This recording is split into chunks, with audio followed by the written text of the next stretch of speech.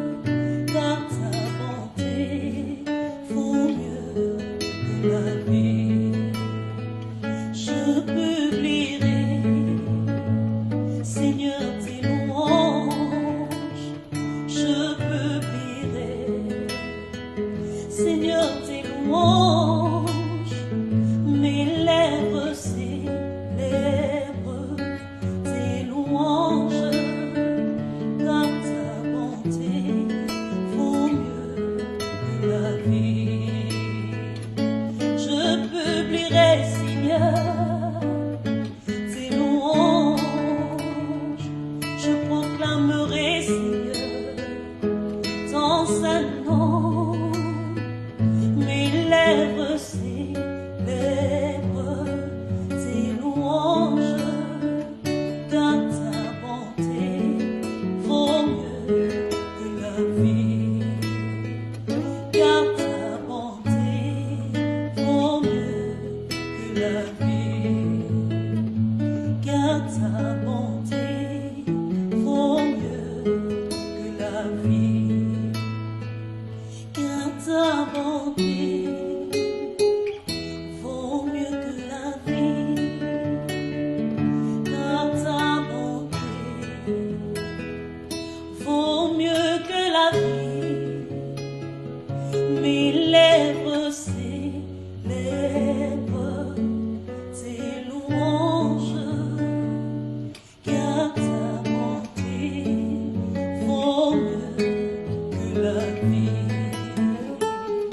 car ta bonté vaut mieux que la vie, car ta bonté vaut mieux que la vie, car ta bonté vaut mieux que la vie.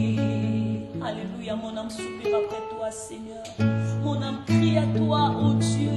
Mon âme crie à toi, Seigneur. Mon âme exalte ton saint nom, ô Père. Mon âme magnifie le nom de l'Éternel. Mon âme magnifie le nom de Jéhovah Shammah, le Dieu présent. La Bible déclare, là où se réunit 2 ou 3 en ton nom, tu es là, Seigneur. Seigneur, je crois à ta présence au milieu de nous ce soir. J'aimerais te dire, mon âme soupire après toi.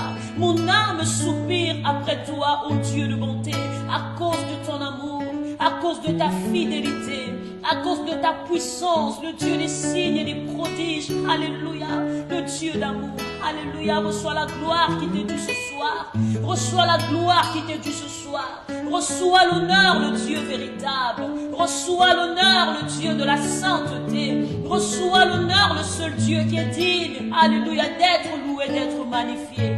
Mon âme soupire après toi. Mon âme soupire après toi. Alléluia. Alléluia. Merci Seigneur.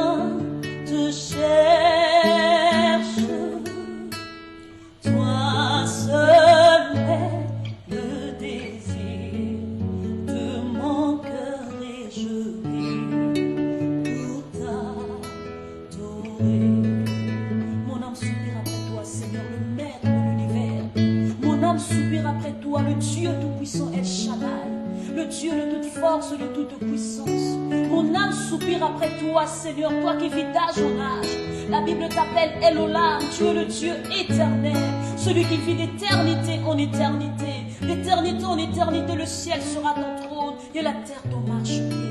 Mon âme soupire après toi, le Dieu des veuves et des orphelins. Alléluia. Tu es mon bouclier, Seigneur. Tu es mon bouclier, Jésus. Tu es le bouclier de ma famille. Tu es le bouclier, Seigneur, de toutes les familles de la terre. Alléluia. Alléluia. Alléluia. Toi seul est le désir de mon cœur et je vis pour t'adorer. Tu es mon bouclier. Alléluia. Tu es mon bouclier, ma foi, le roc sur qui j'ai fondé ma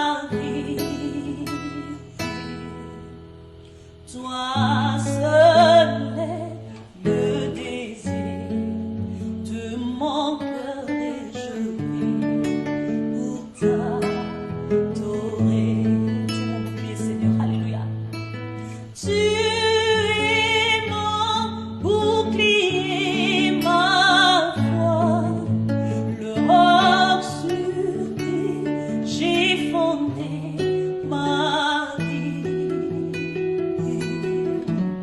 Toi seul est le désir de mon cœur et je vis pour t'adorer. Tu es mon bouclier, tu es mon bouclier, Seigneur. Tu es mon bouclier, ma foi, le roc sur qui j'ai fondé ma vie. Toi seul est le désir de mon cœur et je vis pour t'adorer. Oh, toi seul est le désir de mon cœur et je vis pour t'adorer. Toi seul, toi seul est le désir de mon cœur et je vis pour t'adorer. Toi seul est le désir, toi seul est le désir de mon cœur et je vis pour t'adorer. Alléluia, alléluia. Le désir de mon cœur, c'est de t'adorer. Le désir de mon âme, c'est de t'adorer, Seigneur. Tu es le seul désir de mon cœur. Le seul désir de mon âme, c'est toi. Alléluia. Toi seul est le désir du plus profond de mon cœur. Le seul désir, c'est de t'adorer. Le seul désir de ma vie, c'est de te louer. Le seul désir de ma vie, c'est de t'aimer, t'aimer, t'aimer, t'aimer. Le seul désir, c'est toi. Alléluia, alléluia, alléluia.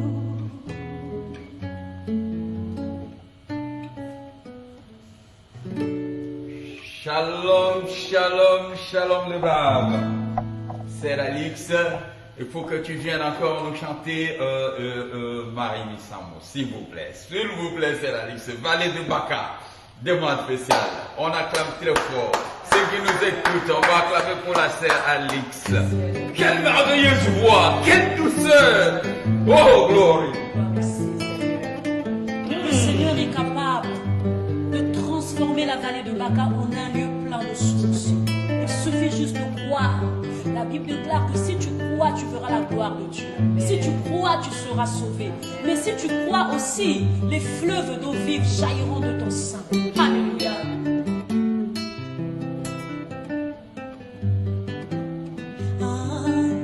Oh mama yeah, yeah, yeah. Oh mama yeah, yeah, yeah. Oh mama yeah, yeah, yeah. Talanga inadeli.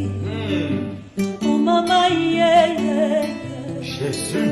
Oh mama yeah, yeah, yeah. Jésus. Oh mama yeah, yeah, yeah. Alléluia. Talanga inadeli. Nakati ya vale ya buka. Ono nalinga kikosinga nyoso ekimideko kine. Osika nanga ye. Nakati ya vale ya buka. Motema paso. Oh.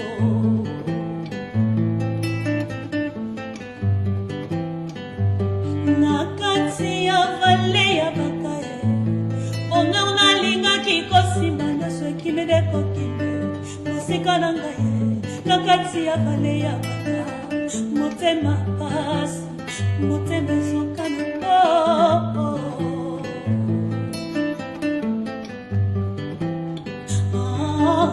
Oh mama yeah, yeah, yeah. Oh mama yeah, yeah, yeah. Oh mama yeah, yeah, yeah. Alléluia. Oh, Dieu de victoire. oh mama yeah, yeah, yeah. Oh mama yeah, yeah, yeah. Oh mama yeah, yeah, yeah.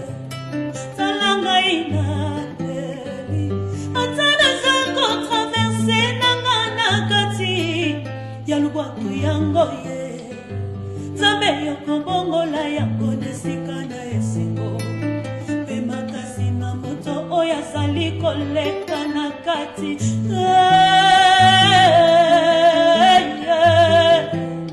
Avina ngai koma lokola munganga oyo ya kwexamine makambo ya mabeto ya malamu.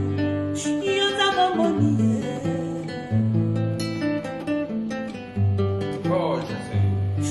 Moninga soki eyeli yo te okoyeba pasi na yango te.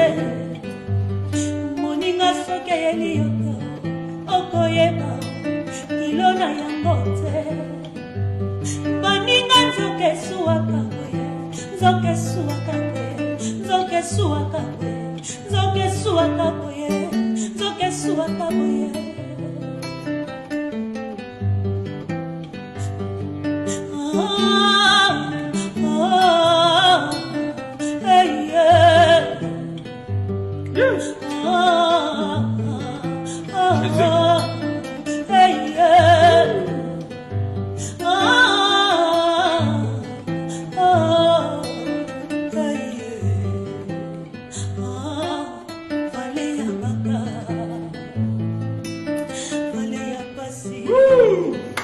Jésus. Oh, glory, glory, glory, glory. Oh, Dieu. Oh, Seigneur. Alléluia. Oh, frère Eder. Que Dieu te bénisse. Vas-y. Oh, oh, c'est mon frère Eder. Gloire à Dieu. Gloire à Dieu.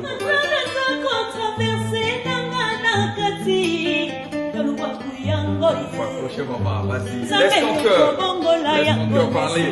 Alléluia. Makasi na moto oyo azali koleka na kati.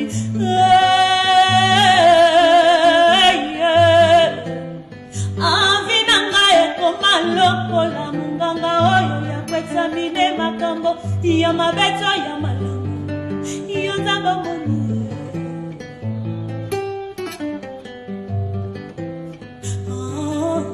Oh mama yeah, yeah, yeah. Oh mama yeah, yeah, yeah. Oh mama yeah, yeah, yeah. Salanga inadeli. Oh mama yeah, yeah, yeah. Oh mama yeah, yeah. Oh mama yeah, yeah, yeah. Salanga inadeli. Oh, bien-aimés frères et sœurs, shalom, shalom, shalom. Dieu est bon. Merci, merci beaucoup. Non, non, non, vous restez là, vous restez là, vous restez là, vous restez là. Je vais pas vous laisser partir comme ça. Vous restez là, vous deux. Sœur Alix, vallée de Baka, qui signifie quelqu'un qui crie, il est en désespoir parce qu'il traverse l'ombre de la mort. Mais David nous dit, je ne crains aucun mal. Je ne crains aucun mal. L'Éternel est mon berger, je ne manquerai de rien. Franchement, je ne peux pas juste écouter Vallée de Baka sans écouter la reconnaissance. Mes amis, la reconnaissance avec notre bien-aimé Eder et la sœur, notre sister Alix. La reconnaissance.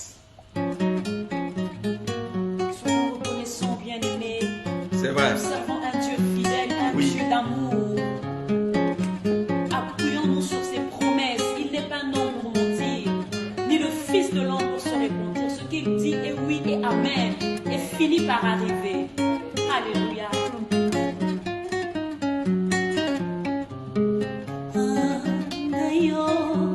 Nazali reconnaissant.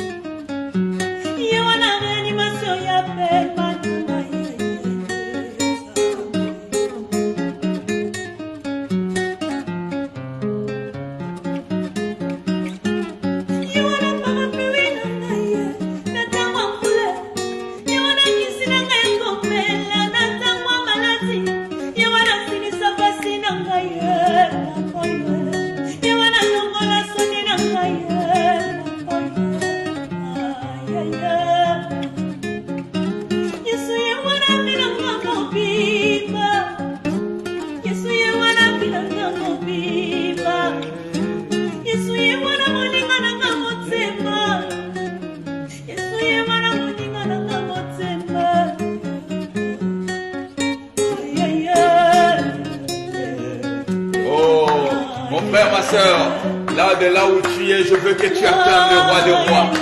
Acclame-le pour l'œuvre de la croix. Acclame-le parce que c'est qu'il est en train de faire dans ta vie. Acclame-le parce qu'il est merveilleux. Acclame-le parce qu'il est tout simplement bon. God is good. Dieu est bon. Dieu est bon. Notre Dieu est bon. Alléluia. Oui, Dieu est bon en tout temps. Il est bon en tout temps. Nous allons prier. Oh Dieu Père, Père de gloire, nous te rendons grâce pour ce moment de cette intense adoration. Nous répandons nos cœurs devant toi. Dieu de grâce, exauce nos prières parce qu'aujourd'hui nous voulons prendre un nouveau départ. Un nouveau départ. Aujourd'hui nous voulons exister et voir un nouveau départ et c'est là pour ta gloire au nom de Jésus. Ma chérie, pour me pousser ça. Merci.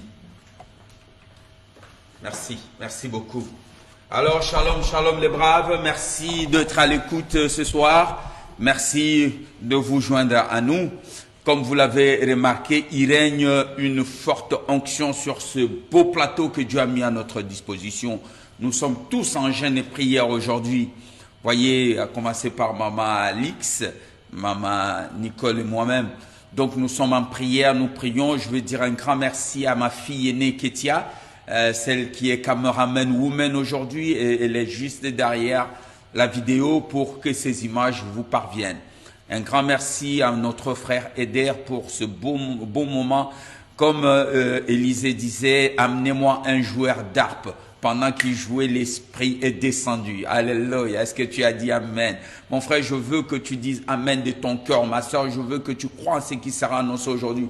Parce qu'aujourd'hui, c'est un nouveau départ. Dieu va t'ouvrir de nouvelles portes, de nouveaux horizons pour que tu puisses avancer. Moi-même et Nicole, on veut remercier le pasteur Denis ainsi que Mamatina. Je tiens à vous remercier tout spécialement pour l'accueil, le soutien et prières que vous avez réservé à Maman Marie-France, qui est une de mes partenaires ici à Paris. Pendant son séjour à Kinshasa, vous avez été à ses côtés.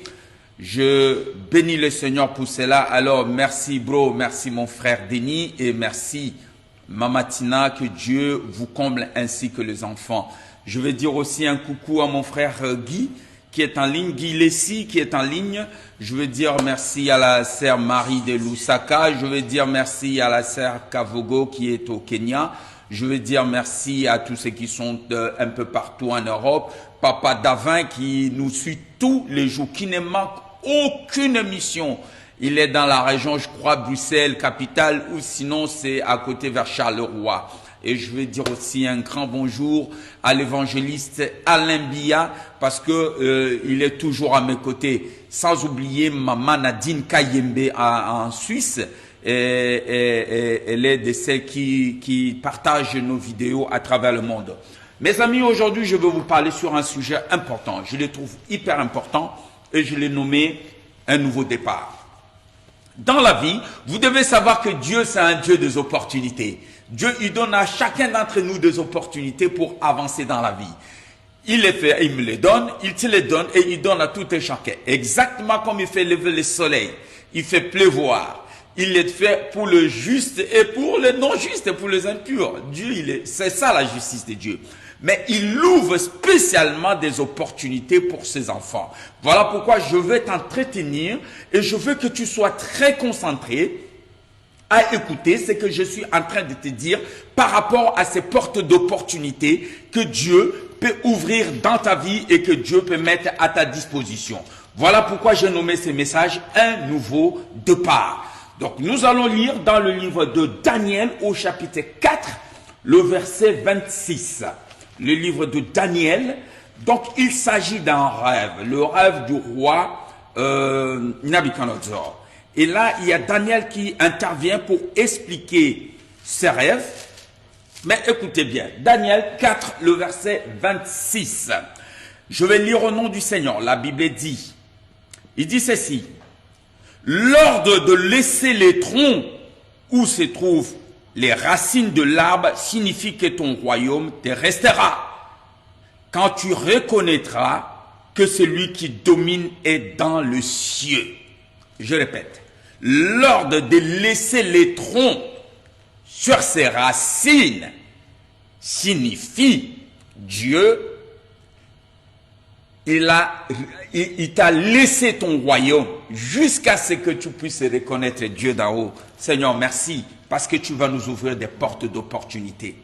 La Bible me dit, heureux l'homme qui craint l'Éternel, car il est comme un arbre planté près des courants d'eau, des fleuves de vie.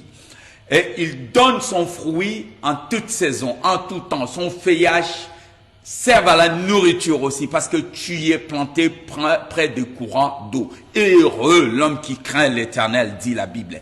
Mes amis, un jour, ce roi, vous vous souvenez, ce roi qui a envahi Israël, il a ramené des esclaves.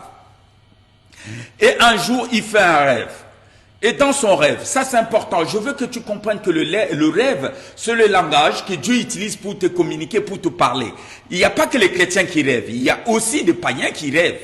Et parfois des choses qui rêvent s'accomplissent aussi. C'est-à-dire le rêve, Dieu est esprit. Et pour qu'il puisse parler à ton esprit et pour qu'il puisse te communiquer sa volonté, parfois Dieu utilise les rêves pour te parler. Il a parlé à Pharaon dans un rêve. Voilà pourquoi mes amis, à tous les prophètes de Baal, à tous ces prophètes de Baal qui essayent d'embrouiller l'esprit des enfants d'Israël, des enfants de Dieu en Afrique, Côte d'Ivoire, Cameroun, Congo, Brazzaville, Angola, en allant auprès des présidents pour raconter, celui-là vient avec telle prophétie, l'autre va contrecarrer la prophétie. Mes amis, ça, c'est embrouiller les présidents. Ma prière à moi, ce n'est pas que Dieu me révèle quelque chose, mais que Dieu révèle quelque chose à ces présidents-là lui-même, dans son sommeil, comme il a fait avec Pharaon. Si Dieu l'a fait avec Pharaon, pourquoi il ne peut pas le faire avec le président du Congo? Pourquoi il ne peut pas le faire avec le président du Cameroun?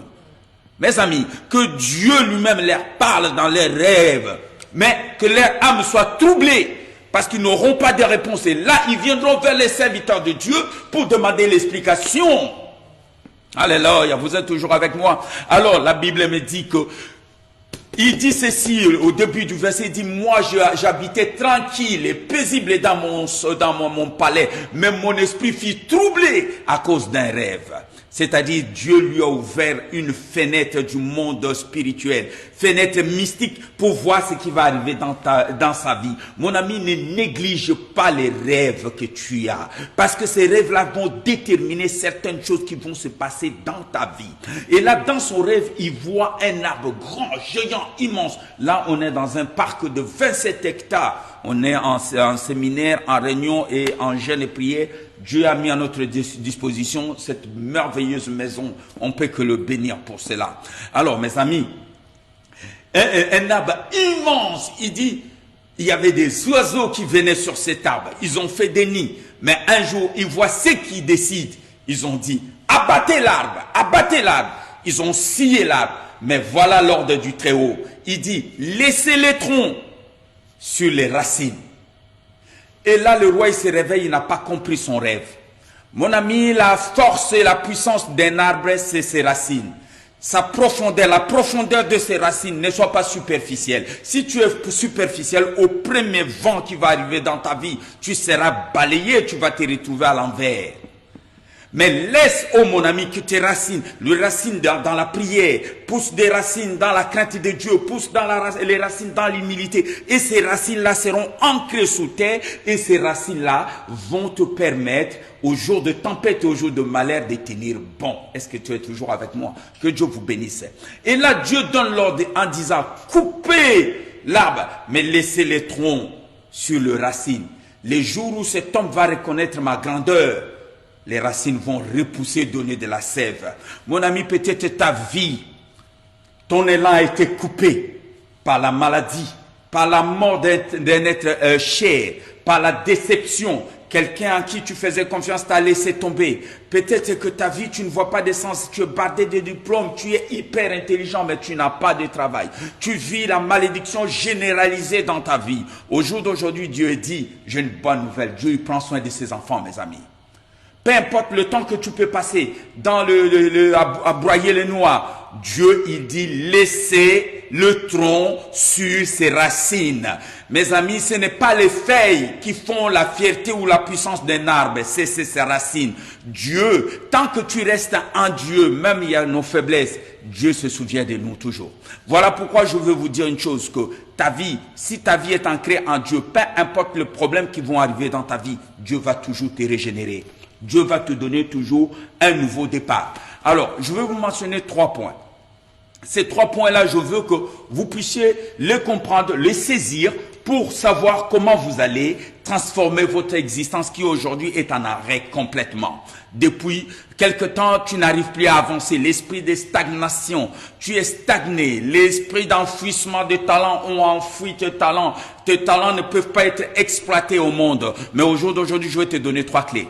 Écoute-moi bien. La première clé, c'est de saisir l'opportunité et de surmonter les obstacles. Ne sois pas là seulement à pleurer. Parce que nous voyons que le rêve de ce roi va s'accomplir.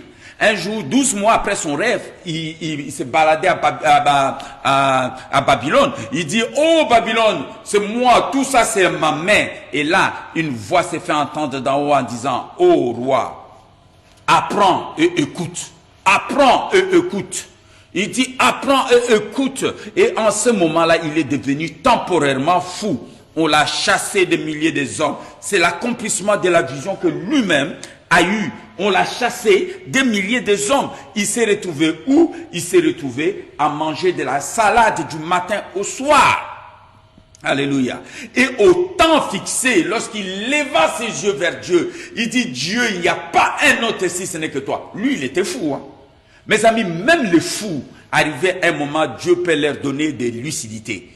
Des fous, ils traversent des rues. Vous avez vu en Afrique des folles en train d'avoir des enfants, sans médecin, sans médicaments. Elle n'a pas consulté Dieu, elle n'a pas consulté de médecin. Mais mes amis, la nuit, dans de marchés publics, elle va enfanter un beau bébé. Pendant que toi, tu manges des frites et tu n'arrives pas à concevoir. C'est ça le mystère de Dieu. C'est Dieu qui lui prend cet enfant entre les mains. Même dans son inconscience, Dieu lui donne des moments de lucidité aussi. Est-ce que vous comprenez cela? Alors, quand ce moment se présente, mon ami, saisis l'opportunité et surmonte l'obstacle. Ta maladie n'est pas un obstacle dans ta vie. Essaye de surmonter ça. Vous savez, il y a dans la Bible un homme qu'on appelle Zachée. Vous vous souvenez de Zachée? Zachée était un homme qui s'est enrichi parce qu'il a volé, il a escroqué d'autres personnes, il a fait de fausses facturations.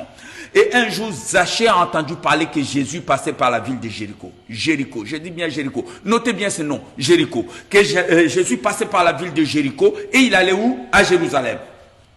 Zachée dit, il faut que je rencontre cet homme. Il sort, il arrive dans la rue, mais la Bible me dit qu'il était de petite taille. Donc quand la Bible mentionne que quelqu'un de petite taille, on comprend qu'il doit faire entre 1m35 et 1m50.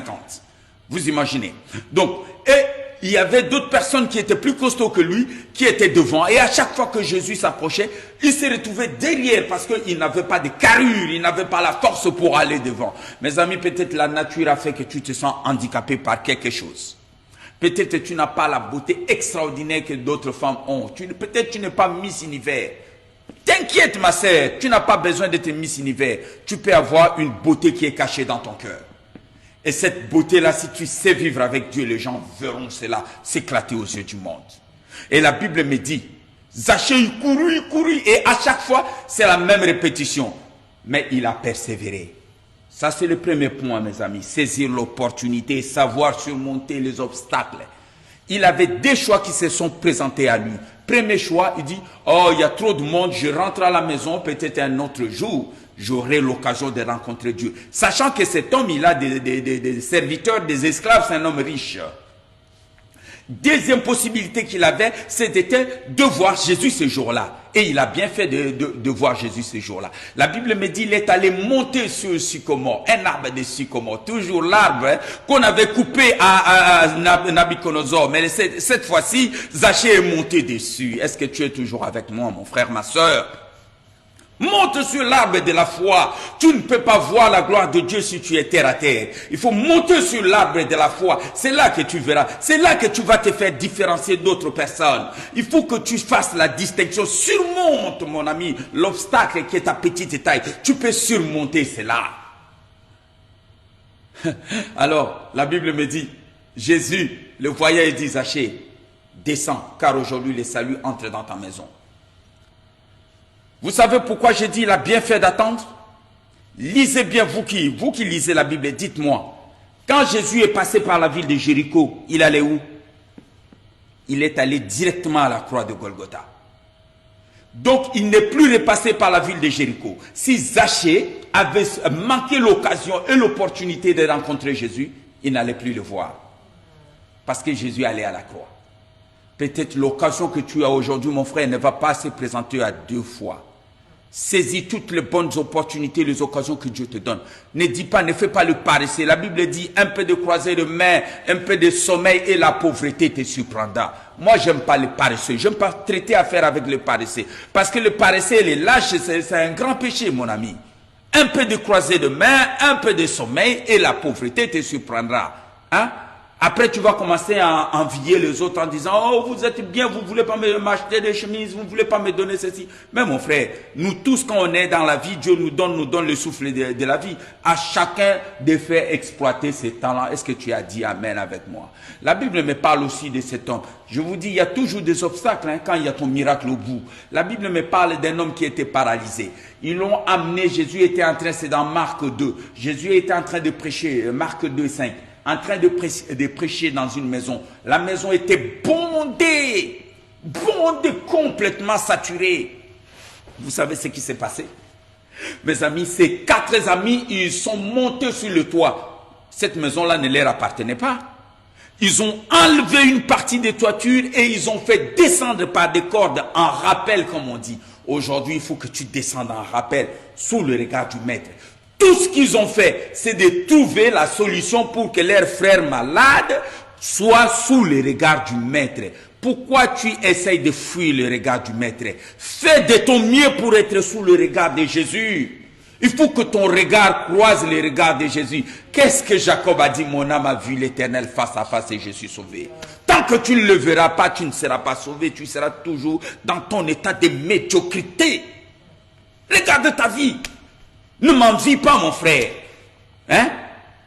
Chacun a sa croix. Porte d'abord ta propre croix. Surmonte les épreuves et va de l'avant. Et cela au nom de Jésus. La vie peut être compliquée. Connaissez-vous l'histoire de cette fille de Sélophate dans la Bible? La loi de Moïse dit ceci, que si tu n'as pas d'enfant mâle, ton héritage ira à ta famille. Tes enfants, tes filles n'hériteront rien. Et cet homme a eu 7 filles. Toute sa vie, il n'y a eu que des filles. 7 filles et pas de garçons. Quand il est mort, les filles sont allées voir Moïse. La Bible me dit les princes d'Israël étaient là. Mais c'est qui les princes? Pour être prince, il faut avoir une principauté. Pour être prince, il faut qu'il y ait un royaume. Mais à l'époque, les enfants d'Israël étaient encore dans le désert. Mais la Bible dit les princes d'Israël étaient là. Ce sont les chefs des tribus. C'est-à-dire de Judas, de Benjamin, chaque tribu, celui qui était en tête, c'était un prince. C'est comme ça qu'on appelait Abraham, prince de Dieu. Lisez bien dans la Bible, vous verrez cela, mes amis. Et là, ces 7 filles se mettent debout devant le prince. Ils ont dit à Moïse, lorsqu'il y a eu révolte de Corée, notre papa, il n'était pas dedans. Il est mort à cause de ses propres péchés, non pas à cause des révoltes contre Dieu. Mais maintenant qu'il est mort, la loi, toi Moïse, tu as écrit la loi que nous on ne peut pas hériter. Mais papa n'a pas eu de garçon. Et à cause de cela, vous voulez que le nom de notre père soit banni de la terre parce qu'il n'a pas eu de garçon.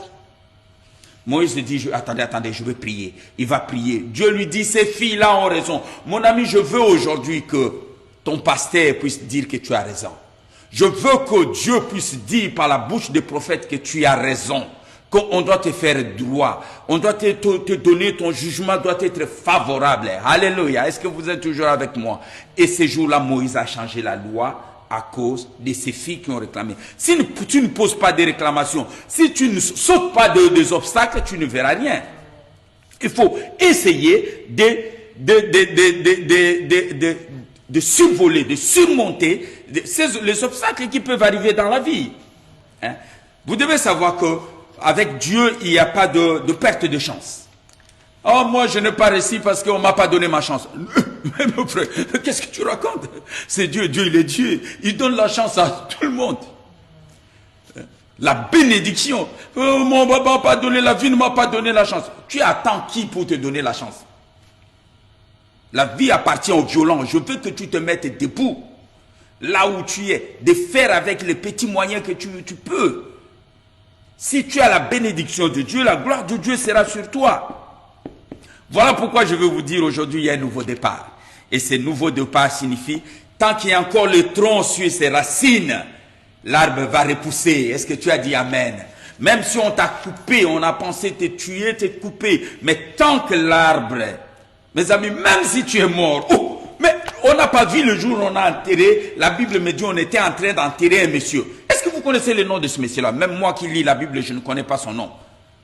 Arrivé quelque part, il y avait de Philistins qui faisaient des excursions. Les gens, ils ont eu peur. Ils ont pris quoi? Les cercueils d'un monsieur, ils l'ont jeté. Quand ils ont jeté son cercueil, en pente, la Bible me dit, le corps, les cadavres est sorti du cercueil. En train de tourner. Dérouler. Et le corps qui est en train de rouler, vous imaginez ça? C'est affreux. Imagine que c'était le corps de ton père. Mais les gens, ils ont pris la fuite. Et la Bible me dit, ce corps-là qui est en train de rouler est allé tomber dans une fosse.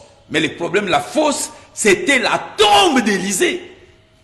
Et dès que ce corps-là a touché l'os d'Élisée, cet homme est revenu à la vie. Est-ce qu'il avait demandé quelque chose?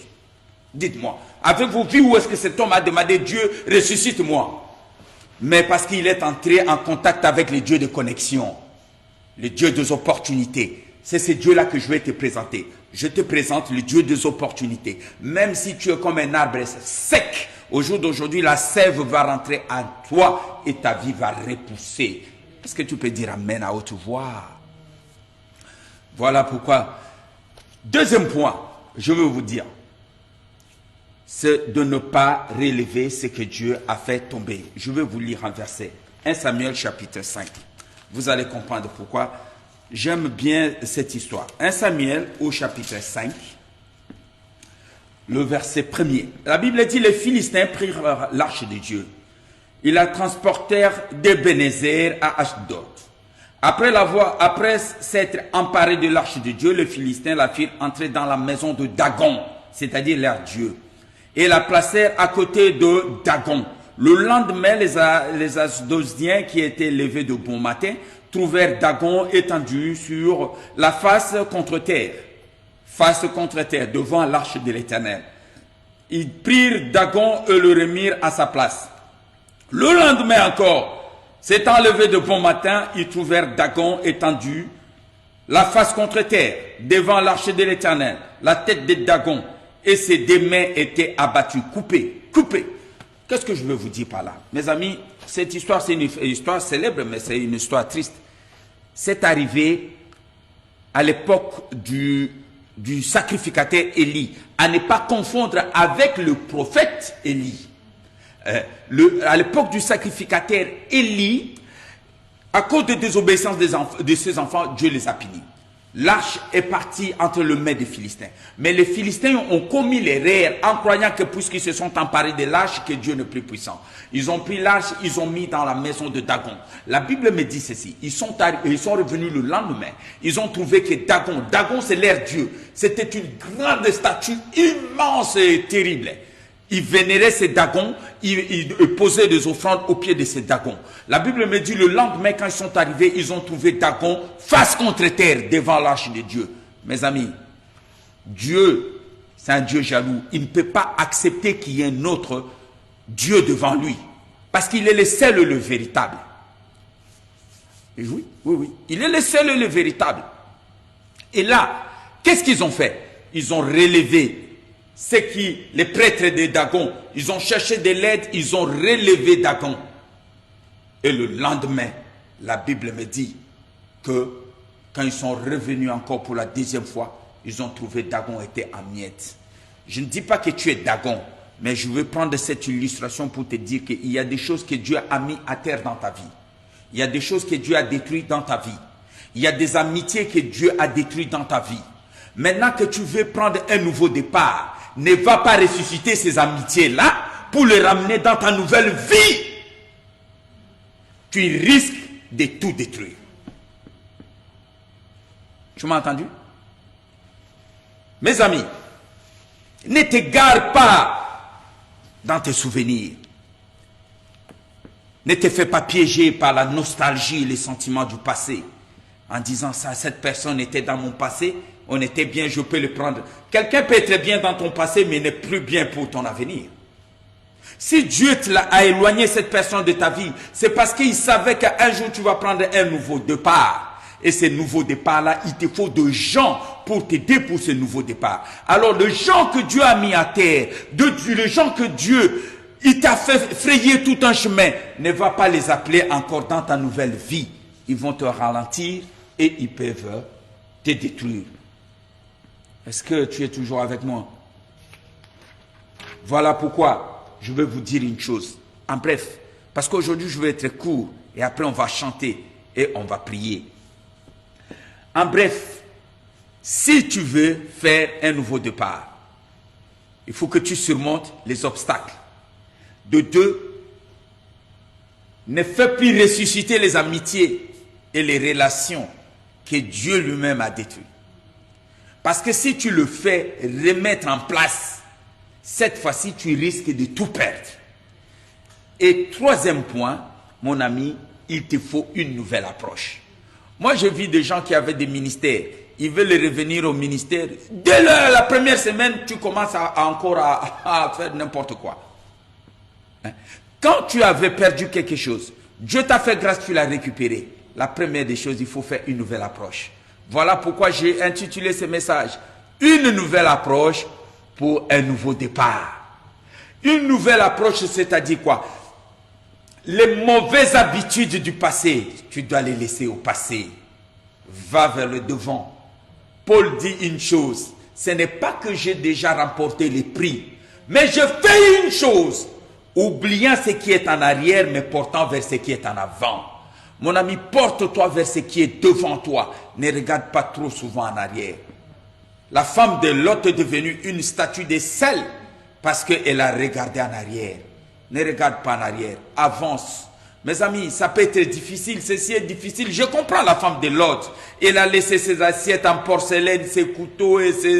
Parce que Lot avait gagné beaucoup d'argent. Vous vous souvenez, à l'époque, ils se sont séparés avec Abraham. Et toutes ces choses sont restées. Ils sont sortis de Sodome et Gomorrhe qu'avec leurs chemises et pantalons. Robe, c'est tout. Rien d'autre. Tous ces bijoux, tout est resté à Sodome et Gomorrhe. Et arrivé quelque part, cette femme avec le regret, elle se met debout pour regarder en arrière, pour voir si les flammes s'éteignent, pour peut-être aller récupérer quelque chose. Trop tard.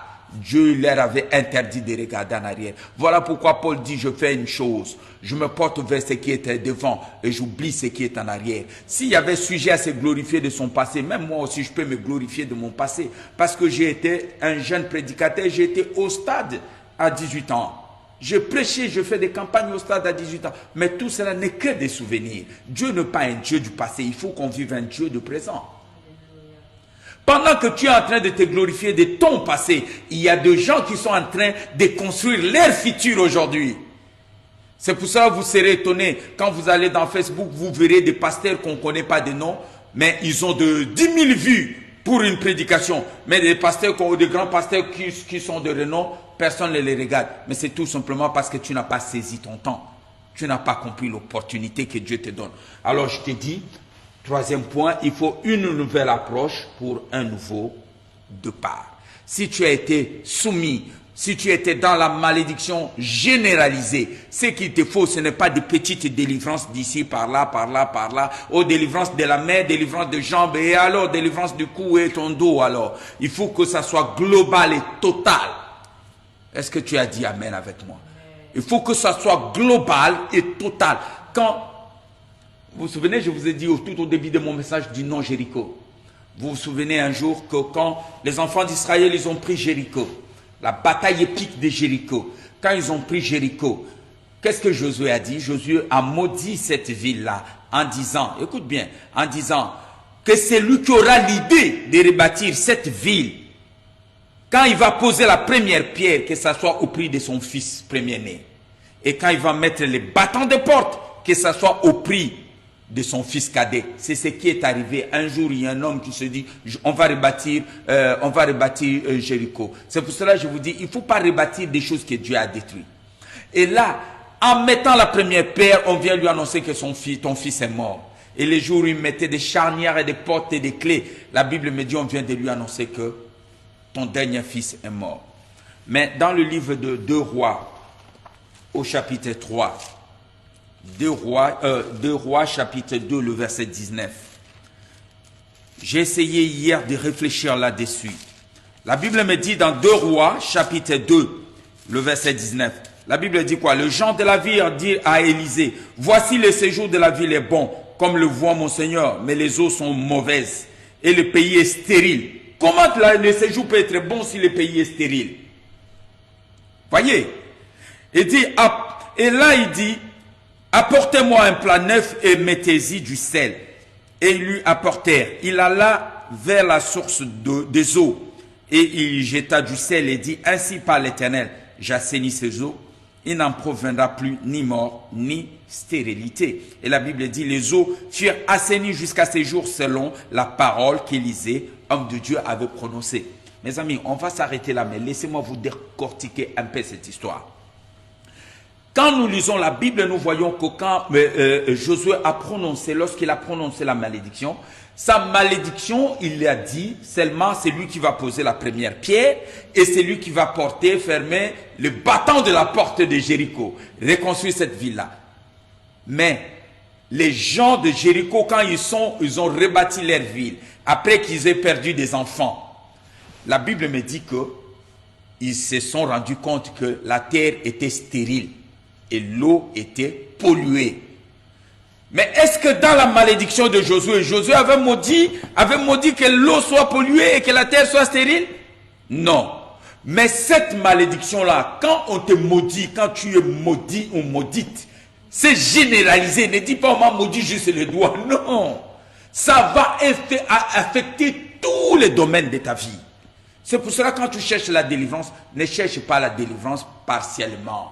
Ne sois pas un chrétien partiel. Quand tu cherches la délivrance, Josué, lui, il a parlé que de portes et de premières pierres. Mais les gens qui ont vécu dans cette ville-là, ils ont dit, l'eau est mauvaise et la terre est stérile à cause de l'eau qui a beaucoup de sel.